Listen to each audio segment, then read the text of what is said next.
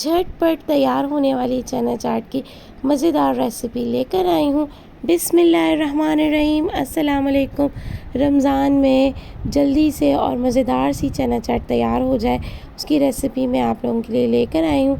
इंशाल्लाह जब आप इस रेसिपी से चना चाट बनाएंगे तो आपके चना चाट इतने मज़े की बनेगी कि सब बहुत ही ज़्यादा पसंद करेंगे और आप इसी तरीके को फॉलो करके चना चाट बनाने जो है वो ज़्यादा पसंद करेंगे। वीडियो को स्किप नहीं करना, एंड तक देखना है ताकि आपकी चना चाट भी जो है वो अच्छी बन के तैयार हो। तमाम इजी तरीका मैं आपके साथ शेयर करूँगी कि मज़ेदार सी चना चाट आप किस तरह से तैयार कर सकते हैं। तो स्टार्ट करते हैं अपनी रेसिपी को। सबसे पहले मैंने 2 चम्मच इमली जो है वो ले ली थी और इसको जो है ना पानी में भिगा लिया था। और उसके बाद जो है ना मैंने एक कढ़ाई ले ली थी, इसमें ऑयल डाल दिया। इसके बाद इसके अंदर मैंने एक मीडियम प्याज जो है वो पतले स्लाइसिस में कट करके डाल दिया और इसको जो है मैं फ्राई कर लूँगी। और एक जो है ना टमाटर मैंने ले लिया था और इसको ग्राइंडर में जो है वो टुकड़े करके डाल लिया था।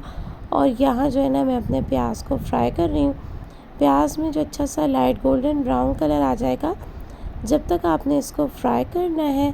और आप ये देख सकते हैं मेरा मतलूबा कलर आ चुका है, तो मैं इसको जो है ना ऑयल से निकाल लूँगी। और उसके बाद जिस ग्राइंडर में मैंने टमाटर डाले थे उसी ग्राइंडर में मैं इसको डाल के साथ में ग्राइंड कर लूँगी। ग्राइंड करने का मकसद ये है कि जल्दी से जो है ना वो मेरी ग्रेवी तैयार हो जाए। इसके बाद मैंने अदरक लहसुन का पेस्ट 1 टेबल स्पून, पिसा हुआ और भुना हुआ ज़ीरा 1 टेबल स्पून, पिसा हुआ और भुना हुआ धनिया वो भी 1 टेबल स्पून, कुटी हुई लाल मिर्च वो भी 1 टेबल स्पून, ये मसाले इसमें डालूँगी। इसके साथ सॉल्ट आप अपने टेस्ट के हिसाब से डालिएगा। इन मसालों को बिल्कुल मीडियम फ्लेम पे ना आप अच्छे तरीके से भून लीजिएगा।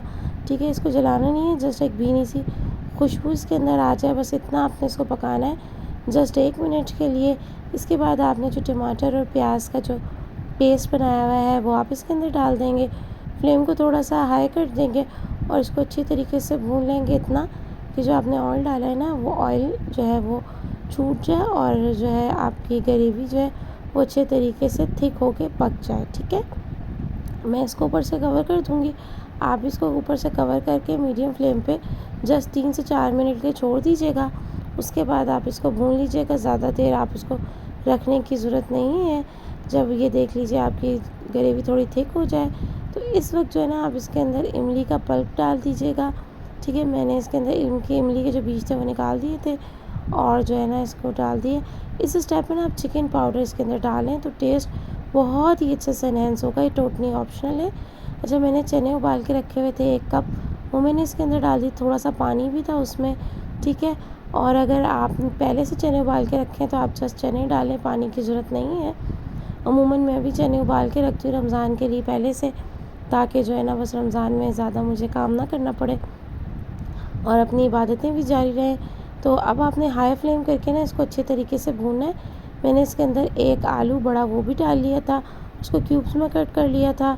अब ये तमाम चीज़ें जो मैं इसमें डाल दी हैं चने और आलू के साथ, हम इसको अच्छे तरीके से भून लेंगे और इतना भूनेंगे कि ना ये थिक हो जाए और थोड़ी हल्की हल्की सी इसमें ग्रेवी रहे।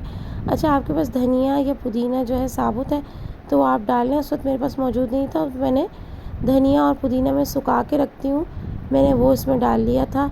ठीक है, तो आपके पास अगर फ्रेश है तो आप वो डाल लें, ज़्यादा गुड हो जाएगा। इसको आप अच्छे से मिक्स कर लेंगे और बस ये आप ख़्याल रखें कि जो थोड़ा सा ना ये ग्रेवी वाला होना चाहिए, तो बहुत ही मज़ेदार बन के तैयार होगा। आप चाहें तो इस स्टेप में आप टमाटर और खीरा डाल सकते हैं। ठीक है, मेरे बच्चे नहीं पसंद करते तो मैंने नहीं डाला था इसमें। ठीक है, अब आपने कवर करके ना इसके ऊपर इसको 1 मिनट के लिए आपने इसको छोड़ देना है। इसके बाद इसके अंदर मैंने ना हरी मिर्च डाल दी थी और हरी मिर्च तकरीबन 2 डाली थी मैंने। ठीक है, और इसको भी हम अच्छे तरीके से मिक्स कर लेंगे। और इसके बाद धनिया, मैंने साबुत धनिया थोड़ा सा वो भी इसके अंदर मैंने डाल लिया था और इसको हम अच्छे तरीके से मिक्स कर लेंगे। और जनाब हमारी मज़ेदार सी चना चाट रेडी है सर्विंग के लिए। रेसिपी पसंद आई हो तो ज़रूर ट्राई कीजिएगा, फ्रेंड्स एंड फैमिली के साथ शेयर कीजिएगा और चैनल पे न्यू है सब्सक्राइब कर दीजिए ताकि फ्यूचर में आने वाली रमज़ान की और ईद के हवाले से रेसिपीज़ जो है वो आपको उसका नोटिफिकेशन जल्दी से आ जाए।